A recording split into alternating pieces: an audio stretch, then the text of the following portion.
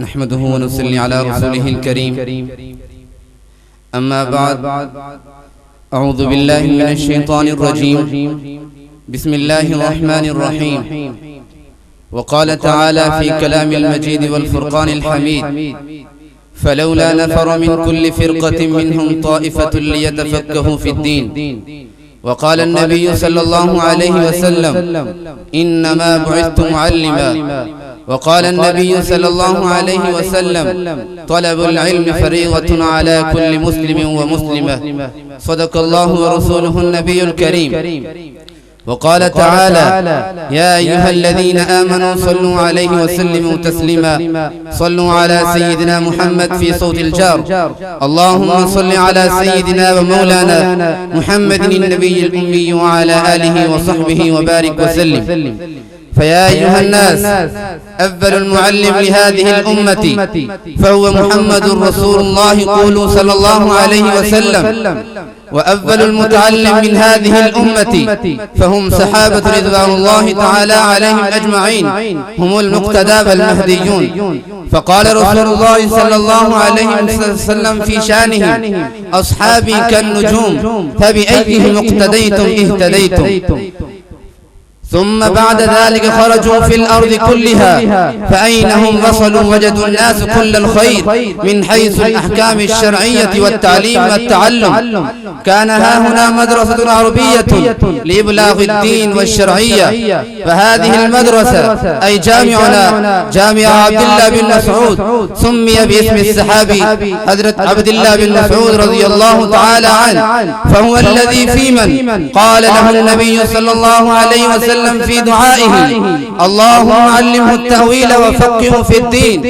فيا أيها الناس، في جامع عبد الله بن مسعود يحسنون التلاميذ العلم فيه من 40 الأساتذة حفظه الله تعالى ومنهم. الله يبارك في حياتهم، قولوا آمين.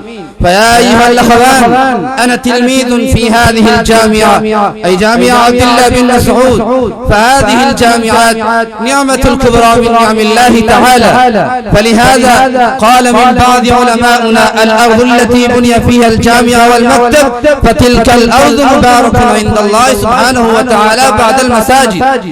فهذه الجامعة أي جامعة عبد الله بن مسعود يدرس فيه القرآن والحديث في ليل ونهار مع المحنة والمجاهدة، ويجتهد في أن كل من دخل فيه لدرس القرآن وحصول العلوم النبوية لا يضيع وقته حتى الإمكان، حتى أن الرجل المتعلم إذا فرغ من الجامعة فهو يتحمل بأن يكون معلما قويا وخطيبا بليغا ومجاهدا في سبيل الله تعالى.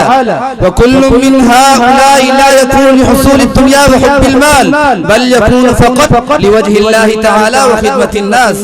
فيا أيها الناس، في جامع عبد الله بن مسعود يدرس العلماء والصلحاء، وكل من هؤلاء يتعلق بالأسلاف والأكابر، خصوصا شيخ العرب والعجم السيد حسين أحمد المدني رحمه الله تعالى، وفقيه العصر الشيخ أشرف علي التانوي رحمه الله تعالى، وحافظ الحديث الشيخ عبد الله الترخاستي قولوا رحمه الله تعالى، ومؤسس بجامع عبد الله بن مسعود شيخ الحديث والتفسير الشيخ شفيق الرحمن الترخاستي قولوا رحمه الله تعالى. وفي هذه الزمان الشيخ شيخ الحديث والتفسير الشيخ مفتي حبيب الرحمن الترخاستي دامت بركاته العالية. فيا أيها الناس، فهذه الجامعة أي جامعة عبد الله بن مسعود لا يأخذ الشيء من المملكة والبدراء بحمد الله سبحانه وتعالى، لأن هذه الجامعات لا يجري بهؤلاء ولكن يجري من وجه الله سبحانه وتعالى بالإخلاص والمجاهدة.